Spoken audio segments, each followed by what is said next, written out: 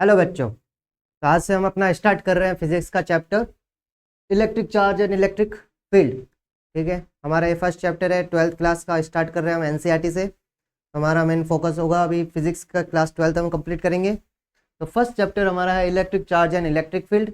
ये हमारा first part है और हम इसके कुछ और पार्ट्स बना के पूरा चैप्टर समराइज करेंगे। ठीक है, तो आज हमारा फर्स्ट चैप्टर है, स्टार्ट करें।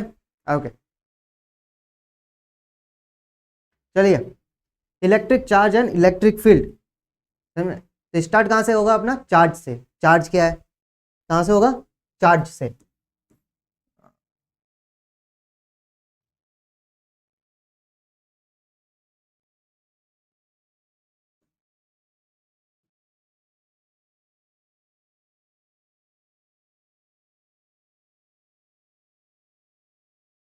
चार्ज या आवेश।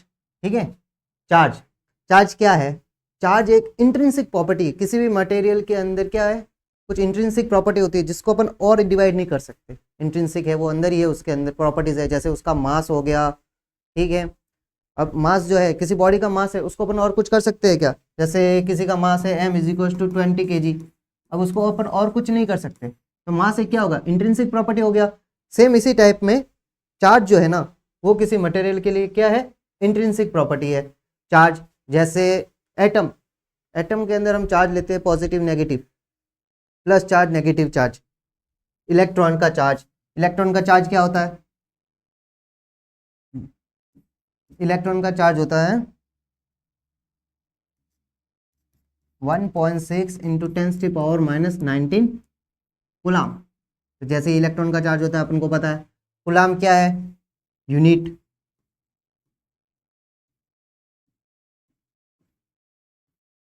कूलाम क्या है?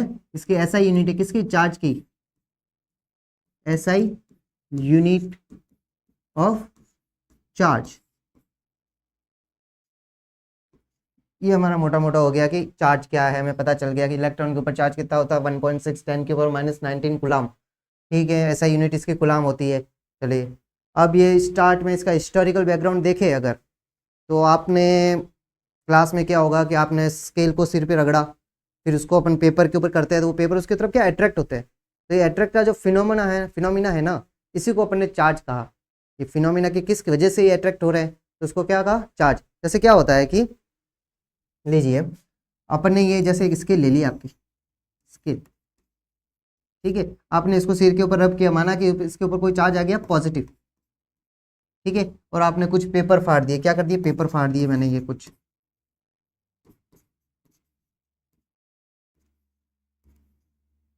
ठीक है। अब ये क्या है? इसके ऊपर तो चार्ज आ गया, आपको घिसने से क्या हुआ? चार्ज का कुछ ट्रांसफर हो गया। अपने रब किया ना, तो रब से क्या आ गया? चार्जेस आ गए स्केल के ऊपर, स्केल के ऊपर कुछ चार्जेस आ गए। अब ये तो क्या है, इनको कुछ रब नहीं किया, ये न्यूट्रल है, तो न्यूट्रल होगा तो क्या होगा? ये जब प्लस है तो इसका पोलराइजेशन, एक पोलराइजेशन की प्रॉपर्टी होती है, तो क्या होगा? इसके जो न्यूट्रल होगा ना, ये प्लस किसको अट्रैक्ट करता है? नेगेटिव को। तो यहाँ पे क्या आ जाएगा? नेगेटिव आ जाएगा एक साइड में इनके, और दूसरी साइड में पॉजिटिव चला जाएगा। क्या आ जाएगा? नेगेटिव। तो ये एक दूसरे के बीच में क्या हो जाएगा? अट्रैक्शन हो जाएगा। क्या हो जाएगा? अट्रैक्शन हो जाएगा।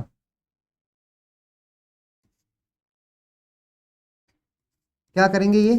इसको, ये इसको क्या करेगा? अट्रैक्ट करेगा इसका। चलिए, और अच्छा अगर हम देखें कि ग्लास रॉड, प्लास्टिक रॉड के बारे में अगर हम, आपने पढ़ा होगा शायद, ठीक है।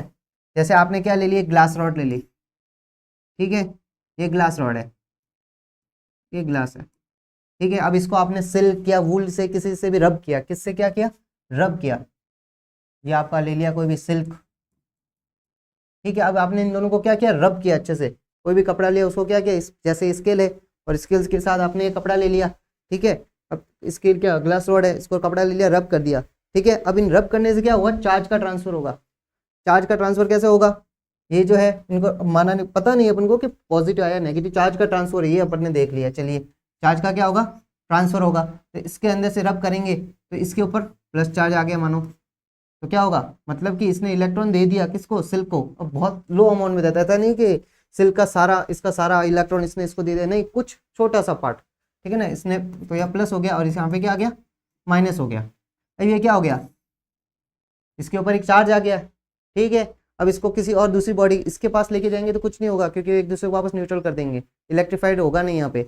लेकिन अगर मैं क्या करता हूँ, सेम मैंने 2 ग्लास रॉड ले ली, सेम क्या ले ली, 2 ग्लास, इसमें भी ऊपर प्लस है, ठीक है, इसके ऊपर प्लस है, इस दोनों को मैंने रगड़ा।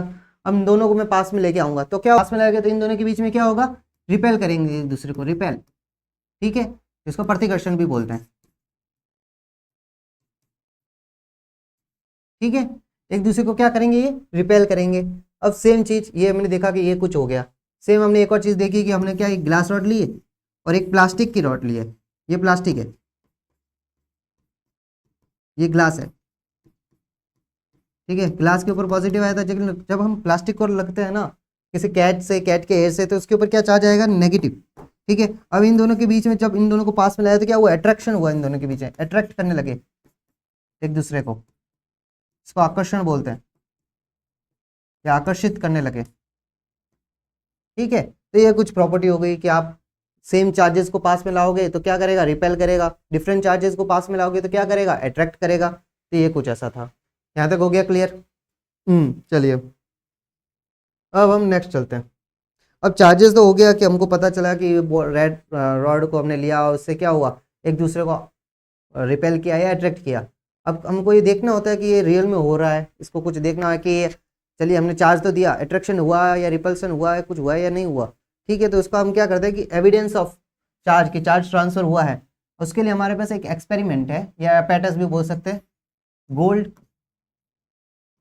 लीफ इलेक्ट्रोस्कोप,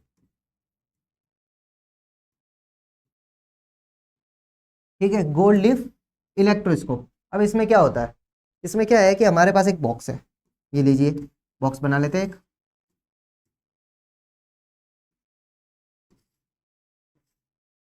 बॉक्स बना लिया हमने। अब हमने क्या किया, इसके अंदर ये एक छोटा सा यहाँ छेद कर दिया, इसके ऊपर से एक मेटल रॉड लगा ली, ठीक है, ये हमारी मेटल रॉड है, ये चलिए इसको पूरा भर देते हैं, ठीक है, ये हमारी क्या है, मेटल रॉड है। और इसके ऊपर हमने एक बॉब लगा लेते हैं, क्या लगा लिया, ये बॉब लगा लिया। अब हमारे गोल्ड लीफ लगा लेते हैं 2, ठीक है, ये हमने यहाँ 2 लीफ लगा ली, ठीक है। अभी ये मान लो कि टच है,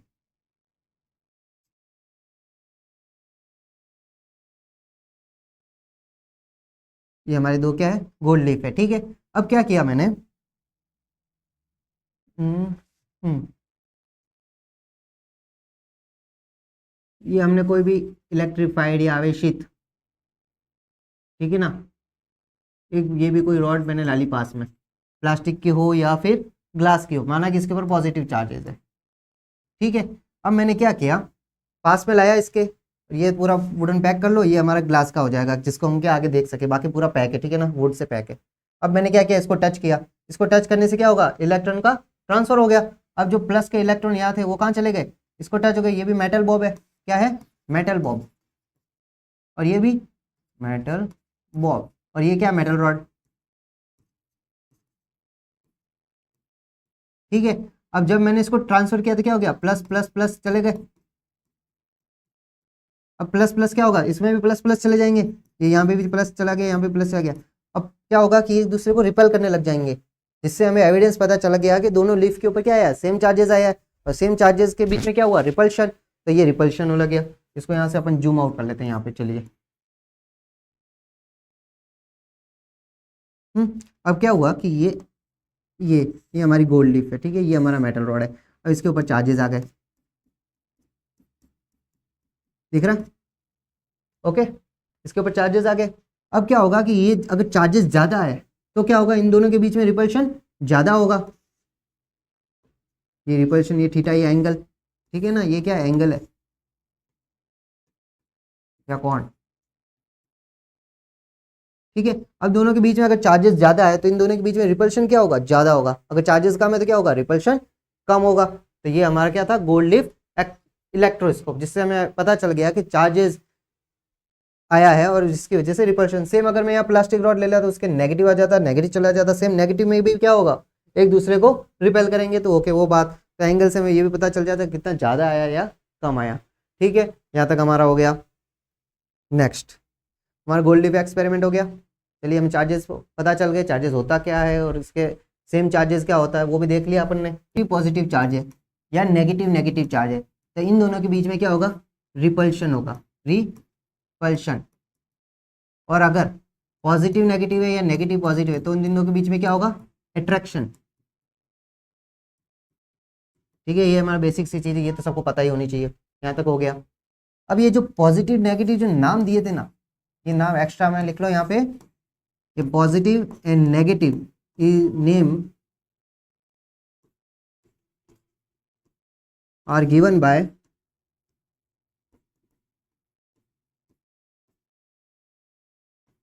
बेंजामिन फ्रैंकलिन। ये एक यूनाइटेड स्टेट्स के थे, यूएसए के फिजिसिस्ट। इन्होंने क्या नाम दिया, positive and negative charge. Actual में है क्या, पॉजिटिव नेगेटिव का ऑपोजिट है। ऐसा नहीं माना गया कि वो रियल में इलेक्ट्रॉन वहां पे पॉजिटिव ही होगा, बस ऑपोजिट मान लिया कि वहां पे ये है तो इसका ऑपोजिट होना चाहिए, तो वो क्या हो जाएगा, नेगेटिव। तो ये इस तरह से इसका नाम आ गया। अब चलिए नेक्स्ट, यहाँ तक हो गया। अब कुछ प्रॉपर्टीज है चार्ज की।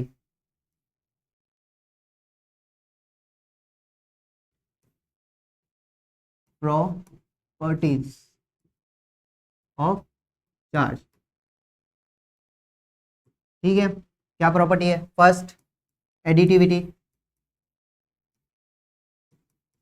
रुकिए इसको थोड़ा सा लिख लेते हैं।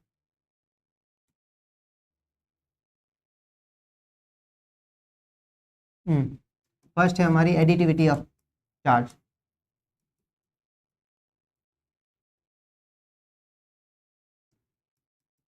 Additivity of charge. ठीक है, इसमें क्या है कि चार्ज को हम क्या डायरेक्ट ऐड कर सकते हैं।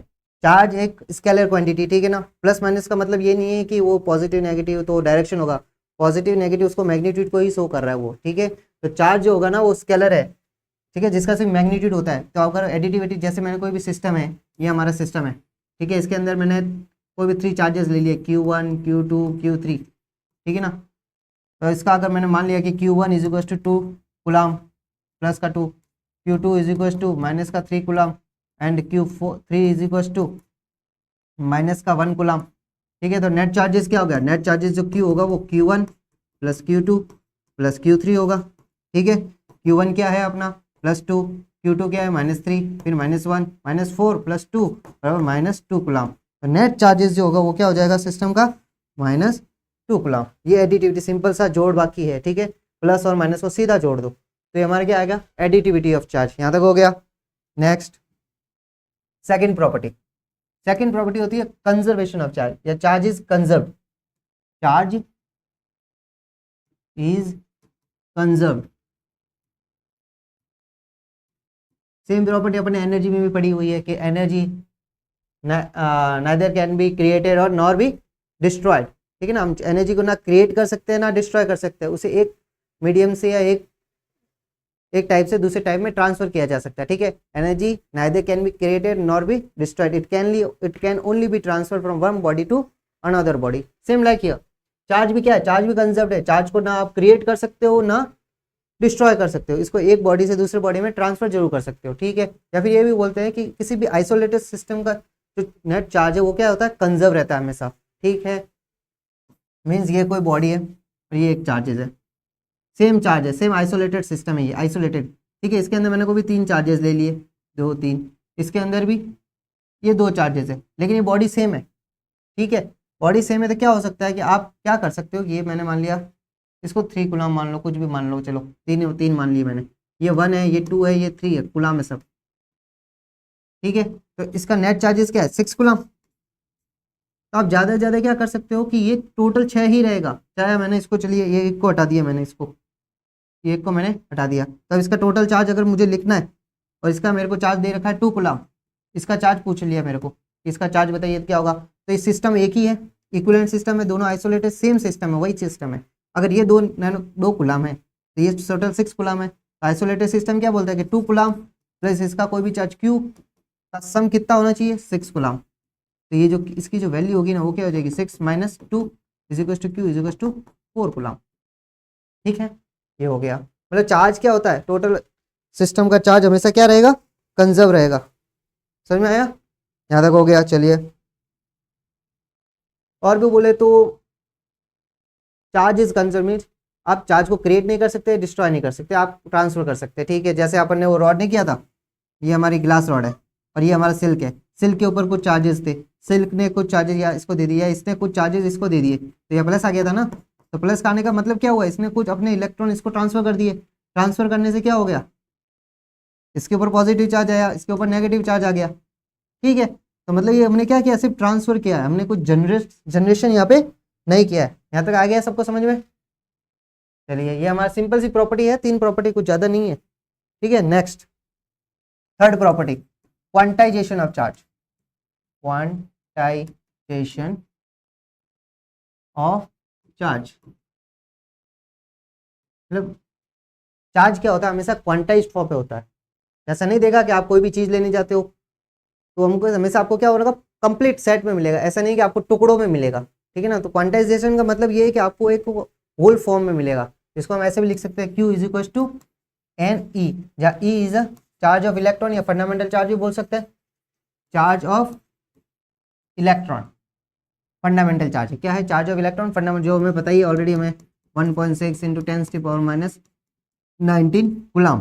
ठीक है, जो कि नेगेटिव होता है, इलेक्ट्रॉन के लिए बात करें तो नेगेटिव होता है, ये हमें फंडामेंटल। तो ये जो एन जो होगा ना, एन हमेशा क्या होगा, इंटीजर होगा, इंटीजर होगा। ठीक है, एन इक्वल टू 1,1,2,3 ... एन हमेशा क्या होगा, इंटीजर होगा, टुकड़ों में नहीं मिलेगा। तो Q is equal to N, ये क्वांटाइज्ड फॉर्म को रिप्रेजेंट कर रहा है, जहाँ एन हमेशा इंटीजर होगा और E electron of charge of electron होगा। चलिए कैसे कि चार्ज जो भी है ना, आप दे सकते हो ऐसे 10 कूलम, 5 कूलम, 6 कूलम, किस फॉर्म में, इलेक्ट्रॉन की फॉर्म में। हमेशा इलेक्ट्रॉन की फॉर्म में क्या होगा, 2 इलेक्ट्रॉन, 3 इलेक्ट्रॉन दे सकते हो, 7 इलेक्ट्रॉन दे सकते हो। ठीक है, सर 8 इलेक्ट्रॉन दे सकते हो, लेकिन ऐसे नहीं कि आप दे दो कि सर मेरे को 2/3 इलेक्ट्रॉन चाहिए। कितना चाहिए, 2/3 इलेक्ट्रॉन। ये पॉसिबल नहीं है कि आप इलेक्ट्रॉन के टुकड़े नहीं कर सकते, आप फिक्स दे सकते, या तो 1 इलेक्ट्रॉन ले भाई, या 100 इलेक्ट्रॉन ले, आधा नहीं मिलेगा। आधा कैसे, फ्रैक्शनल फॉर्म में नहीं मिलेगा, किसमें, फ्रैक्शनल फॉर्म में नहीं मिलेगा। हमेशा चार्ज किस फॉर्म में मिलेगा, इंटीजर फॉर्म में। चलिए हमेशा कहीं भी किसी भी यूनिवर्स का किसी भी सिस्टम में ले लो, चार्ज हमेशा क्वांटाइज रहेगा। ठीक है, एक सेकंड इसका सेक्शन और आता है तो आप ये देख लीजिए, जहाँ लगता है कि ये थोड़ा वायलेट कर लेकिन नहीं करता, वो क्या है, क्वार्क्स। ये एक्स्ट्रा में थोड़ा क्वार्क्स, क्वार्क्स का क्या होता है कि क्वार्क्स में 6 टाइप के क्वार्क्स होते हैं, अप, डाउन, बॉटम या टॉप, स्ट्रेंज एंड चार्म। ठीक है, अब जैसे मैं अप को ले लेता हूँ, ठीक है ना, अप का जो चार्जेस होगा वो बोलोगे कि क्या होगा, 2/3 होता है, 2/3। डाउन का चार्ज अगर लूँ मैं तो होता है 1/3। कितना होता है, 1/3। ये पॉजिटिव होता है, ये नेगेटिव होता है, फ्रैक्शनल आ गया, लेकिन ये फ्रैक्शन में है, लेकिन ये कभी भी आइसोलेटेडली एग्जिस्ट नहीं करते। ठीक है, एग्जिस्ट नहीं करते, ये हमेशा एग्जिस्ट किस फॉर्म में करेंगे, हमेशा एक जॉइंट फॉर्म में करेंगे, जैसे अप अप डाउन, क्या अप डाउन डाउन, इसको क्या बोलते हैं, प्रोटॉन, इसको बोलते हैं न्यूट्रॉन। ठीक है, अब अप डाउन करेंगे तो इसको जोड़ेंगे 2/3 और -1/3 तो +1 आ जाएगा, और इसको जोड़ेंगे तो 2/3 -1/3 तो क्या आ जाएगा, 0 आ जाएगा। तो ये होते हैं फ्रैक्शनल फॉर्म में, लेकिन एग्जिस्ट नहीं करते, अलग अलग हमेशा जोड़े के रूप में रहेंगे, तो हमेशा चार्ज क्या रहेगा, क्वांटाइज रहेगा। ठीक है, यहाँ तक हो गया, सबको समझ में आ गया। Q is equal to N E, N हमेशा इंटीजर होगा, ई चार्ज ऑफ इलेक्ट्रॉन या फंडामेंटल चार्ज भी बोलते हैं इसको। ठीक है, हमेशा एन इंटीजर होगा। क्वार्क्स के बारे में बता दिया जो आपके लिए एक्स्ट्रा है, फ्रैक्शनल फॉर्म में कभी नहीं मिलेगा, कभी नहीं मिलेगा। ऐसा नहीं है कि मैं आपको डेड इलेक्ट्रॉन दे सकता हूँ, नहीं दे सकता, 1 इलेक्ट्रॉन या 2 इलेक्ट्रॉन, डेड पॉसिबल नहीं है। ठीक है, ये हमारी क्या हो गई, चार्ज की प्रॉपर्टीज। 3 मेन प्रॉपर्टी है, एग्जाम्स में भी पूछते हो, हर जगह काम आती है, तो इसको हमेशा याद रखना है। ठीक है, तो आज के लिए हमारा इतना काफ़ी है, बाकी हम नेक्स्ट क्लास में करेंगे। ठीक है, thank you, bye bye, have a good day.